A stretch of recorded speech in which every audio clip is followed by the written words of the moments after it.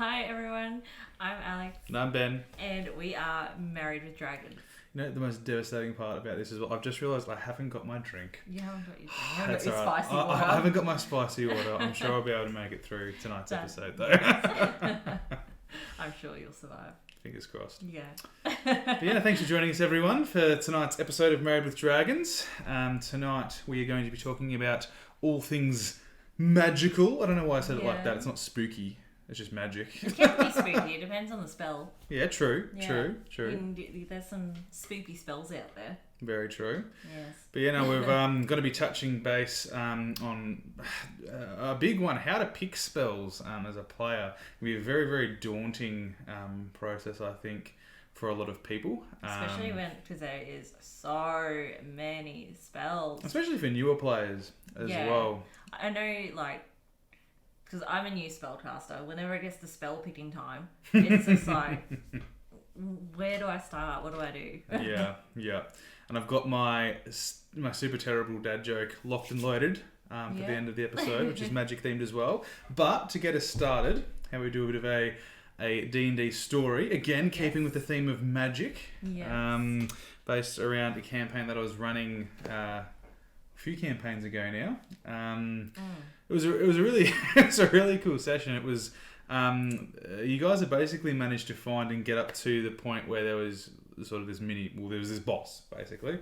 There's a big bad boss that you guys had managed to track down and catch up with. And I think it must have been maybe a session or two before.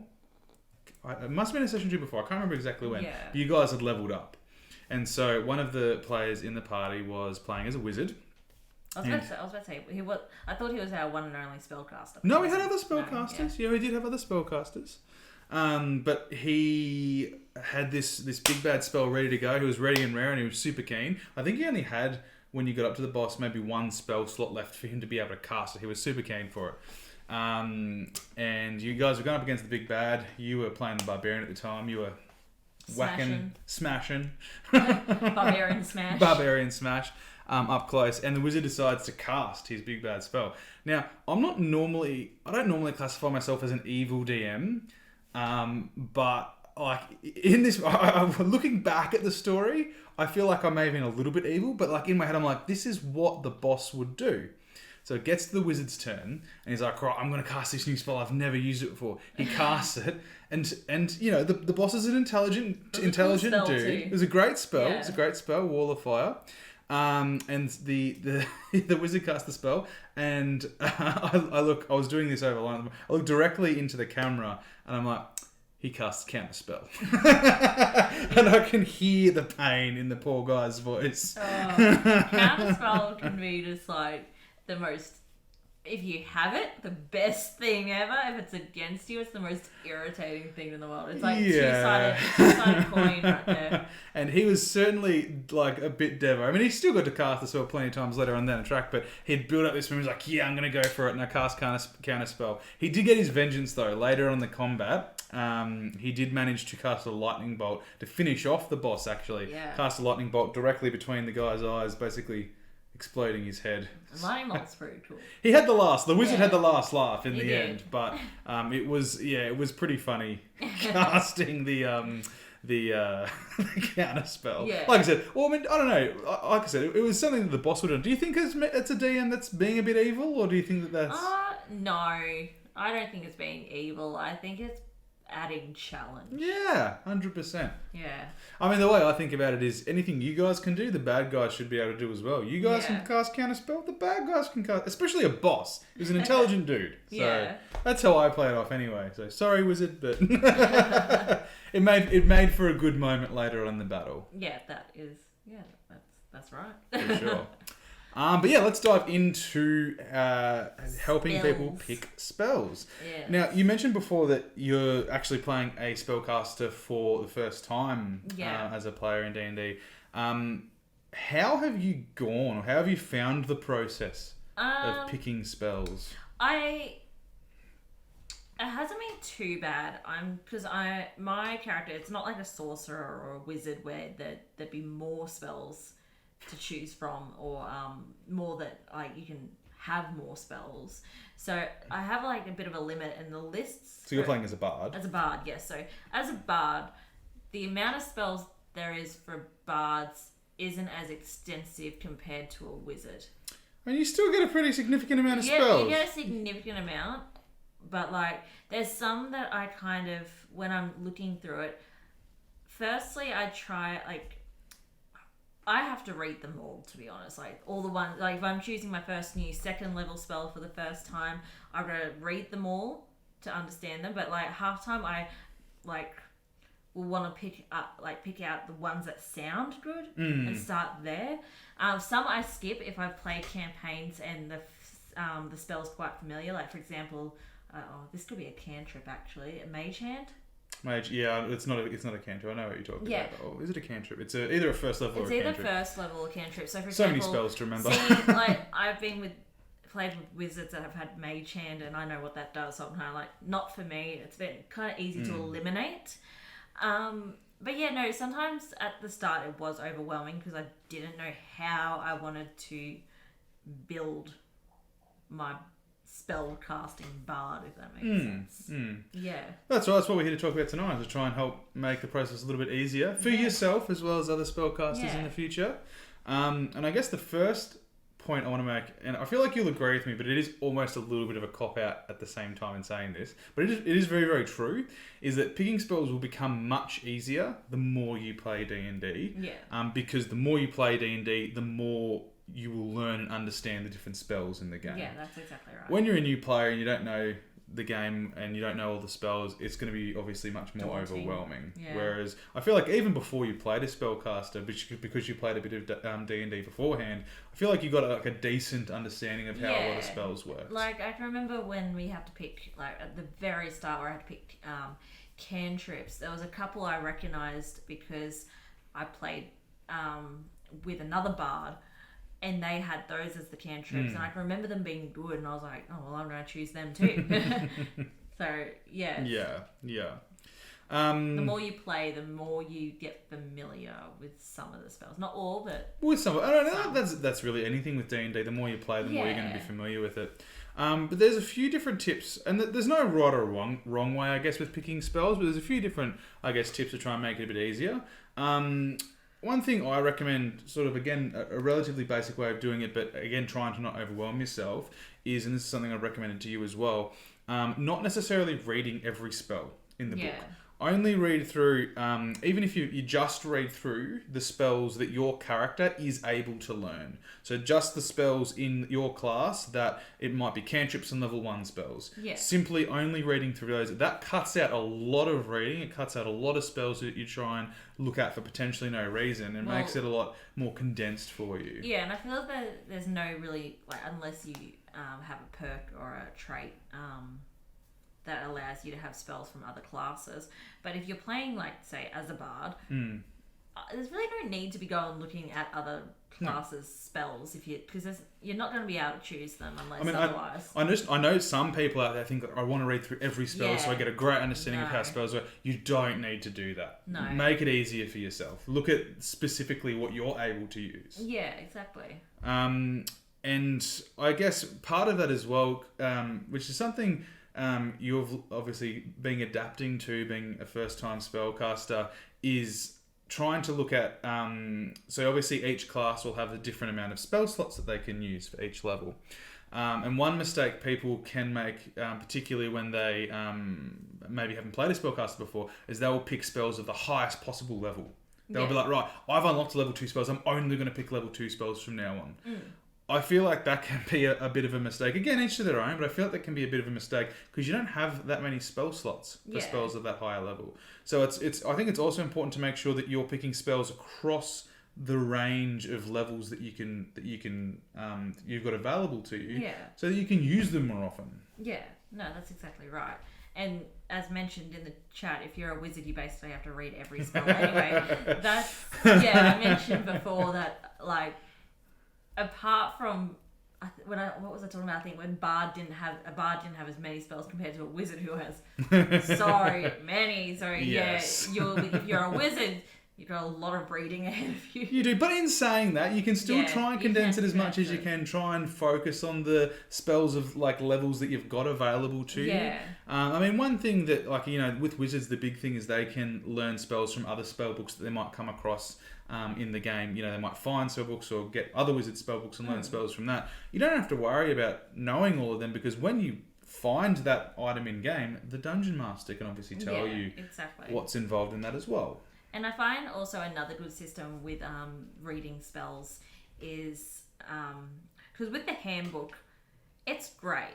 But the one thing that infuriates me the most is the flipping back and forth between reading spells. It's hard to catalogue all of the spells into one book. But what I like to do with my bard, which you can probably do with every other class as well, is you can get spell cards. Yeah. Now, spell cards are really great to kind of like get an overview and have on you handy. Obviously, keep the ones you have handy for when you are playing. But even if you want to understand like all the spells you can choose from, lay them all out and have a look at them, and then just elimination. You'll see how be like, not for me, not for me, not for me, and that can like make it easier as well to pick. How helps you catalogue them a little bit more, I guess, and have an easy reference guide. For those of you unaware, spell cards you can buy them at gaming stores, and that you can basically get little packs. That you've got the Bard pack, and we've got a few packs, but you're using the Bard pack where it contains all of the spells available to Bards. Yeah, and I find it really great to even have that set out because you'll have your current spells too, so you can kind of like when choosing new spells, you can easily get tunnel vision and not realize you may have a spell that's quite similar, or you may have all offensive spells, and maybe you might want to no support, no defense, no.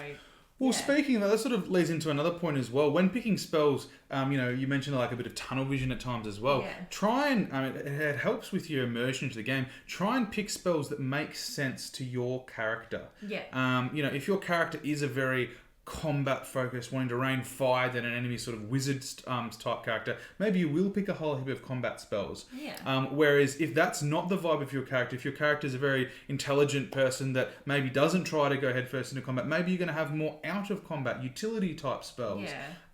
Maybe you're flavouring a character to have lightning based spells, and that's sort of like the flavour that you're going for. Having your character in mind when you're picking. Yeah, that's what you're doing. I love it. It's great. It makes your character feel unique. Like it's got like even the spell casting has a personality. Yeah, I think it's because I had one spell that was kind of like storm-like, so which is Thunderwave. Obviously choosing... Technically audible, but anyway. Audible. But it's like in your head you think of thunder, stormy. Yeah. So then you choose lightning bolt. And I just think that's really cool. Yeah. And like you're saying before, choosing spells to suit your character, like especially if your character is even if wanting to be just the most supportive character in the team, like wanting to have some healing spells on them. Or give your team buffs and such. So. You don't just want to look at a spell like, right, this deals the most damage. Like, look at your character, and if your character is a very righteous, a very by-the-book, law-abiding person who, is maybe a holy person, maybe picking necrotic spells doesn't really fit into that character type. You want to be picking something that makes sense to the character that you're trying to role play as well.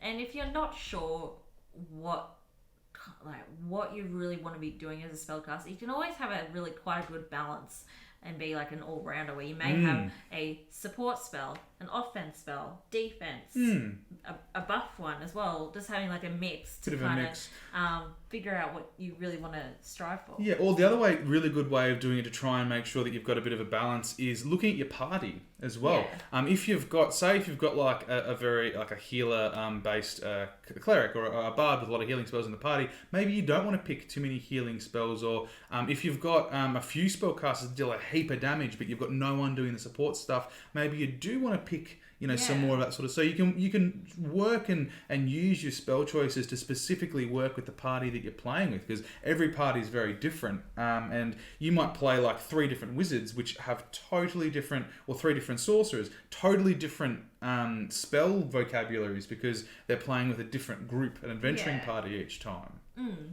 And I think also another good idea, like you don't have to. But this is probably just my opinion. Especially in the campaign we are in at the moment, where myself and the wizard have very similar spells. So it might be like... You guys have similar mindsets, I think. We're just twinning with our spells. Which is nothing wrong with that. There is nothing wrong with that. But it's okay to have the same spells. Like, there's nothing wrong. Like, if he ain't changing, I ain't changing. There's nothing wrong with having multiples. And so you can just cast it more times. Everyone have counter spells all around. But maybe it will be also a good idea if you have other spellcasters in your party. Maybe see what they have as well. Because maybe you don't need 4 people that has cure wounds. Or maybe you do. Maybe you guys really are bad at keeping out of danger. Yeah. Maybe that's a good thing. Yeah. So maybe you just need it'll probably be like a good to coordinate sometimes. And you made a really good point as well with picking spells, is being aware of the spells that you already have. Yes. So for example, if you've got a spell that does a really good high amount of damage, does an area of effect, when you level up, when you pick more spells or you unlock more spells, maybe you don't want to pick another spell that does area of effect high damage, because you've already got something that does something along those lines. So being aware of the spells that you already have available to you can help you be much more versatile in different situations, rather than sort of doubling up on spells that are quite similar. Yes. Which I think you're doing very well, actually, with your character. You're trying to be diverse with your choices. Yeah, well, I'm definitely building my bard probably to be quite... not offensive or defensive, more like an all-rounder. So, having those support spells, having the 1 or 2 offensive spells. I don't really know if I have any defense, but I do. You got a few buff spells.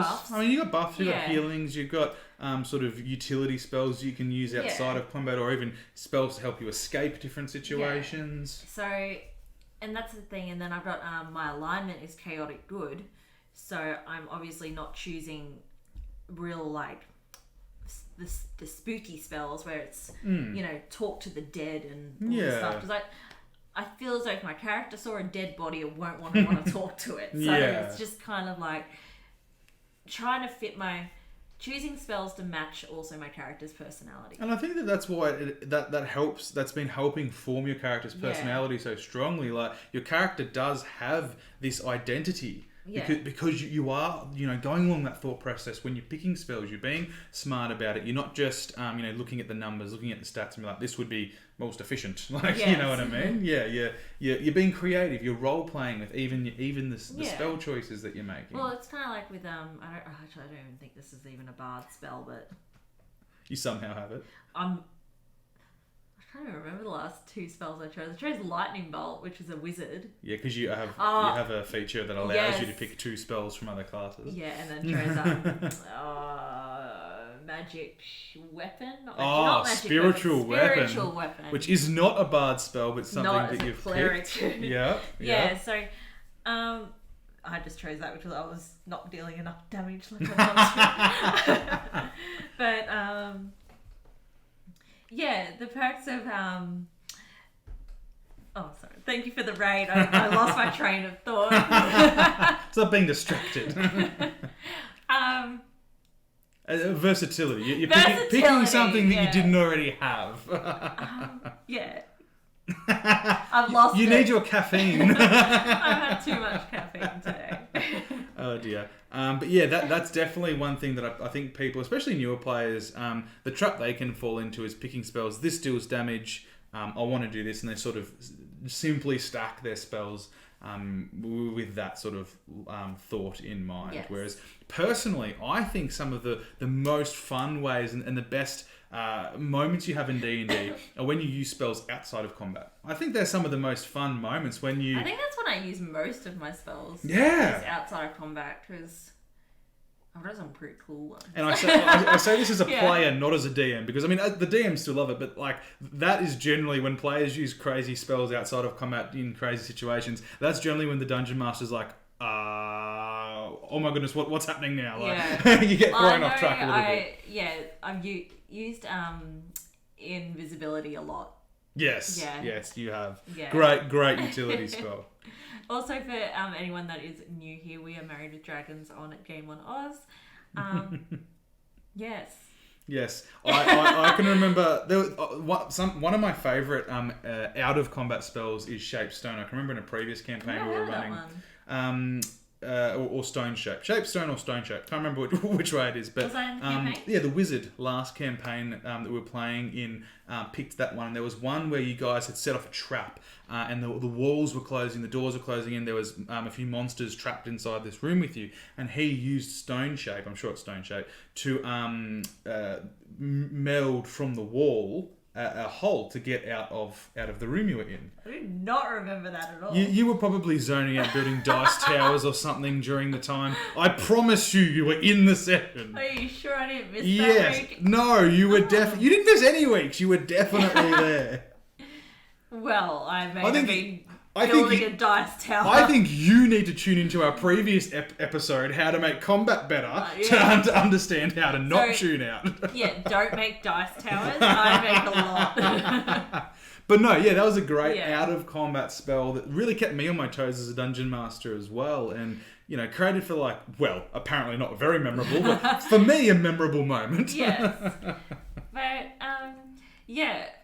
another spell that I also really like that was I really like it. It's quite I'll say it's unique. I can't remember the name of it, but it's a bard spell. It's the feast one. The feast one. Yeah, in the you may not have been. You may have been zoning out, building towers. Here we go. So, it was in the last campaign, and you created a feast, and it gave everyone a buffer on strength or weapons or something like that. I know what you're talking about. That was from a spell scroll. That was from a spell scroll. But it was still able. It is a spell that is able to be learned as a bard, I believe. Yeah, feast of something. Hero's Feast. Hero's Feast. There we go. My you are testing my memory right now. Goodness gracious. Yeah, well, that's what you get. But yes, no, certainly, that is one of probably the more powerful out of combat spells that you can pick. But keeping that sort of stuff in mind is super important. Super important when picking your spell list, and also I think it helps narrow it down a little bit more for you as well. So obviously, if you're sort of trying to look at the spells you can learn, but keeping that sort of stuff in mind also helps cut down some of the other options that don't make sense for your character, which again stops you feeling that overwhelmed. Yeah, like I mentioned before, I wouldn't do necrotic. Necrotic. I was going to say, what was it again? What was I not doing? Like talk with the dead and stuff like that. Yeah. No. Is it actually called Speak with the Dead? Oh, well, I think close enough. Again, there are a lot of spells in D&D. I am not going to be able to remember every single one of them off the top of my head, as much as I try. Yeah, dank dinner sounds better. Dank dinner. That should be what the spell's called now. Be. Absolutely. Now, question. Yes. Do you have a favourite spell? Oh, what kind of question is that? Do I have a favourite spell? So far. This is one of those things where how I have a favourite thing every week, where I I'm really obsessed with maybe bananas, and then I just change it to tomatoes next week. Yeah, it's like spells. Do I have a favourite spell? Oof. What's your spell of the week? That is a tough one. That is a really my spell of the week. Spell of the week. Wish, basic answer for a reason. It's definitely not. Wish is probably one of my lesser favourite spells, actually, if I'm being honest. Wish. Yeah, not a. I mean, it's cool, but not a huge fan. Not a huge fan of Wish. I've never. It's a 9th level spell. Yeah. You get there. You will be able to unlock it eventually, but I really hope you don't pick it. I mean, it's up to you. I will just to annoy you. Favourite spells. I mean, one of my favourites would honestly probably, and this is going to probably surprise a lot of people. One of my favourites is Thaumaturgy. It is a cantrip. It is a cantrip. It is a cantrip that deals no damage or anything like that. It's quite basic. It's a very, very basic spell. But the reason I like it is you can do so much with it. You can impact so many different situations. You can, make tremors in the floor. You can make flames flicker. You can open doors and windows. You can make your voice boom. There are so many different things that you're able to do with that spell that you can get creative with. And I really like spells that you can get creative with. Yeah. One other spell that holds this is a basic answer. But one other spell that holds a bit of a special place in my heart is Fireball. Not for the reason that people necessarily go to. Like, yes, it's a high damage spell, but it will forever be brings havoc. It will forever be the spell that I accidentally killed your in-game pet with. Oh my god. Fireball. And that will just forever be a hilarious memory for me in D&D. I was like out of game, in a lot of trouble that night after killing your pet Almirage. Well, it was just not on. Like, you didn't have to do that. Actually, no, I blame the other player because I knew what happened during that that moment where I knew my pet was dead, but I didn't realise. The DM didn't realise. I wasn't going to say anything because I was going to be like, well, it's too late now. But then you can't retcon it. You can't retcon this because it somehow survived. And another player goes like, oh, well, won't Fireball. It wasn't something I was thinking of. Like, why? I suppose I should put it in context. So you guys, you were carrying around an Almirage, which for anyone who doesn't know is basically a tiny little bunny with a unicorn horn. It's cute. Super cute. Super adorable. I was very attached. You somehow, I don't know how, you somehow rolled very well with your animal handling. You managed to befriend. I got a nat 20. You managed to befriend this Almirage. And you were carrying it around in your pack. Yeah. And long story short, you guys ended up freeing a very scared, dangerous wizard, which essentially exploded the room that you were all in, nearly killing himself and actually killing one of the NPCs that you were with. There was this massive explosion. Who cared? Yeah, this poor NPC's death was eclipsed by the death of your pet. It was meant to be like this like, big, like, oh, how sad, like that's horrible. No, and then, I was like, who cares about this fella? No one cared about poor old mate NPC. Everyone. Yeah, the bunny that was tragic. I think because we were playing online at the time, so we're all on video, and I just shifted the laptop to the side because I'm just like, ah!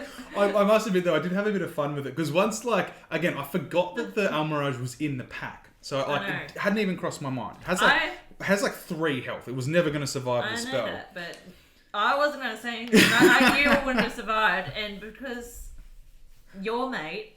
But see, as a dungeon master, I had a decision to make. Because I was sitting there and the player pointed out, hey, what about Harold? Harold was the name of the Almirage, by the way. It wasn't probably a very D&D name. I was put on the spot. You decided to call it Harold, that's fine. But this player says, hey, what about Harold? Wouldn't he be affected by the blast? And there was this moment. I feel like every dungeon master is going to have a moment like this at some point where you're like, should I lean into this and just go with it, or should I be kind? I definitely didn't be kind. I lent into it. I for sure lent into it. I was so mad. I had a bit of fun describing in detail how you were looking down at the charred face of this poor Almirage, fear crossing its eyes. You're bringing back some watching trauma. the last breath leave its tiny lungs. Okay, well. There goes my night. And I'm in trouble again. Yeah, so Fireball, I have a vendetta against. Yeah. Moral of the story, be careful with your spells. Yes. Well, I suppose that was... D&D PTSD. It is. I had to lean into it. It was such a great moment. Everyone else in the party was losing their shit, having a great laugh. And then there was you who was... just crying on the side, shed a real tear for my imaginary pet. That's right. And then the next day, so I come back in to do some prep for the next session. Because for anyone that doesn't know, I'm a petty wife. Slightly. I like to get on the petty side. So I come in and turn the computer on, turn the PC on. We've got the double screens to do some prep for the next session. And first thing I see when the computer turns on, we have a new background that's being made. Was it on Paint? It was on Paint. Yeah. we have a new background that was made on paint, which said Ben, the Almirage murderer, in big bold letters. And you're dead on the floor. And I made a little pool of blood. You did. You even had the knife there. There was the murder weapon. You were not happy with me at all. You made my hair look like a toupee because you're not exactly a very good artist on paint. Who is a good artist on paint? Hey, there are some good ones out there. But yeah, no, that spell, that fireball, for that reason, fireball will always hold a bit of a funny place in my heart. Oh, well, I'm glad that's your favourite. But my serious answer would probably be thaumaturgy. I think that's such a creative spell. What about you? Do you have a current favourite spell? Look, I'm no pro pick from my own selection, since I don't What you know? It's only, what I know. So, See, I've put you on the spot now, haven't I? Yeah. I have a couple. Look, I'm not pro say for roleplay reasons and the fact that it's just been really, really handy throughout our campaign is I gotta say I bloody love invisibility. Yeah. Yep. Like that is useless in combat.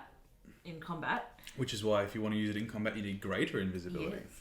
But out of combat, invisibility is so handy, especially when your character is also quite I'm pretty sneaky as well. I'm pretty stealthy. Yeah. So it can bring a lot to the party. It does, and I feel like it's been very, very useful. If I had to choose an actual offensive spell, I gotta say, I know my favourite offensive spell for you, but I want to. It's a tie between Vicious Mockery. Yes. Because it's ridiculous. Just good. Ridiculous. And I also really like Dissonant Whisper. I use that quite a lot too. Dissonant Whisper is very, very cool. Correctly, Dissonant. Dissonant. It's Dissonant. Fine. Reverse. My fave is True Sight. True Sight. Do you know that one? Ooh, True Sight. It lets you see creatures that are invisible. Is that what our cleric has?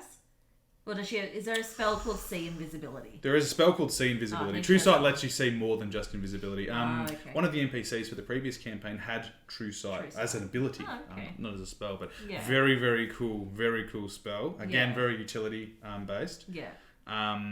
Invisibility, and one of the great things about the spell invisibility is you can use it on other party members as well. I feel like anything that can impact other people in your party is always such an interesting and fun addition to your spell list. But yeah, for me, definitely, I love Vicious Mockery purely because you don't have to, but when I DM people who play Vicious Mockery and use Vicious Mockery and stuff, or when they inspire people, I want them to, Vicious Mockery, they've got to say an insult, they've got to do something to mock the enemy, and if they're inspiring someone, they've got to do something or say something to inspire the person. And I'm just not good at that. Which is great! I just on the spot, I just can't think of anything. So I'll be sitting there you're a poo-poo head.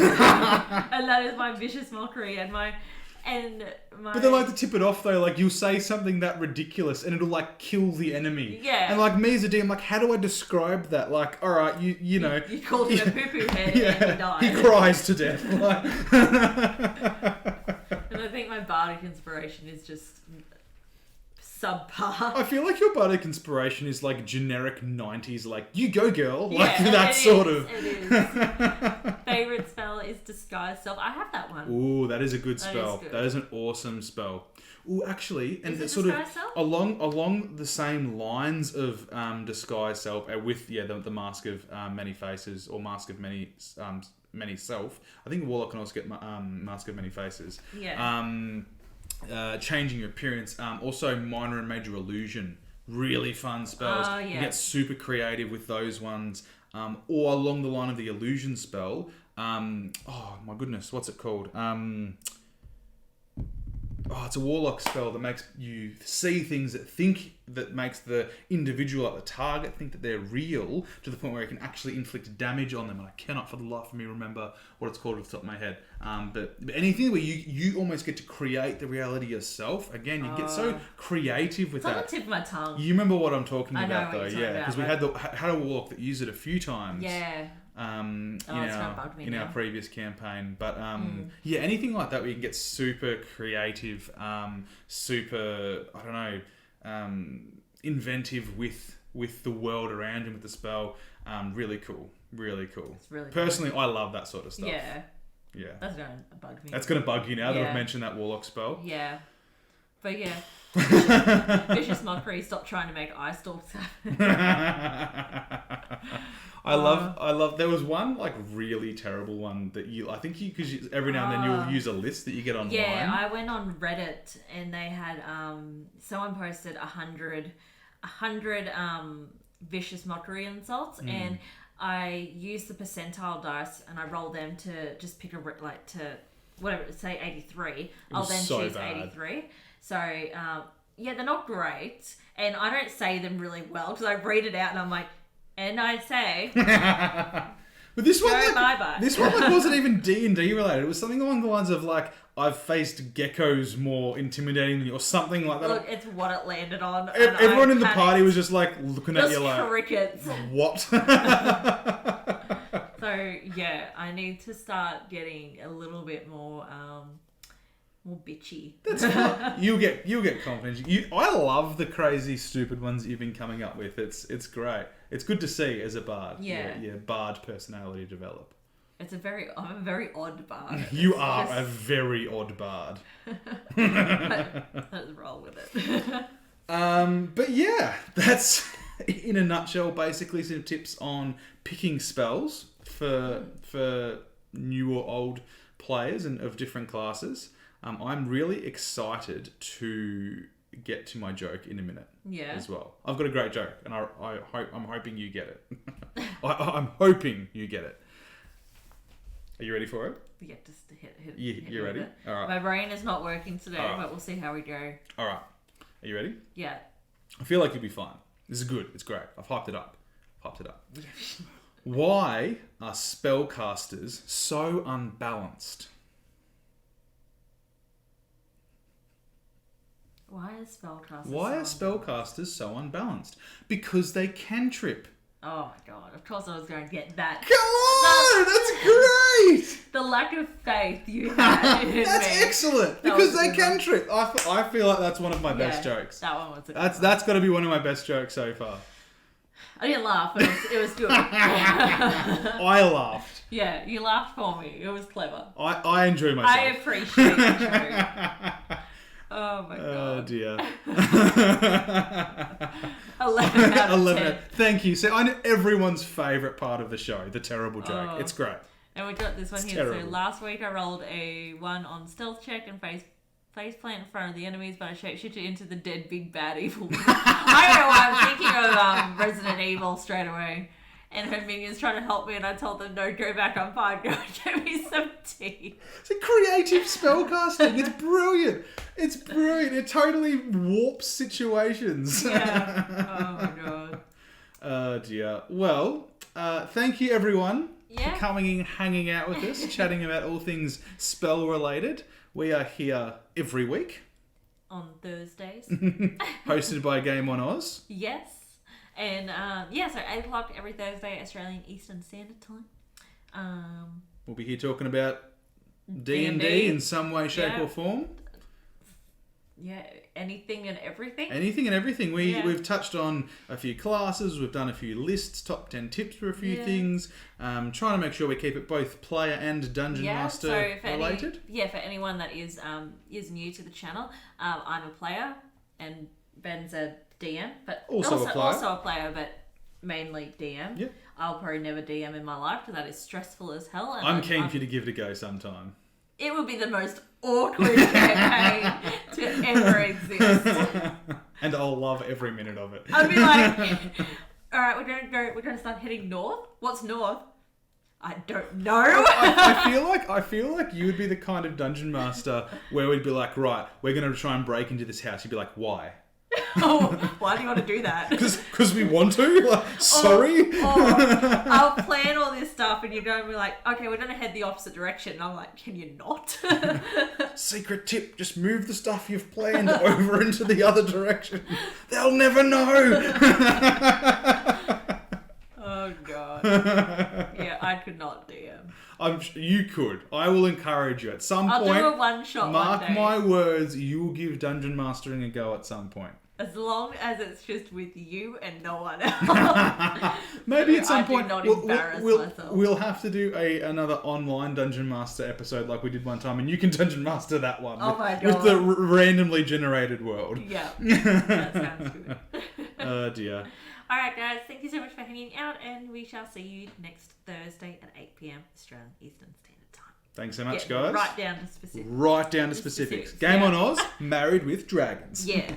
All right, bye, guys. Catch you guys next time.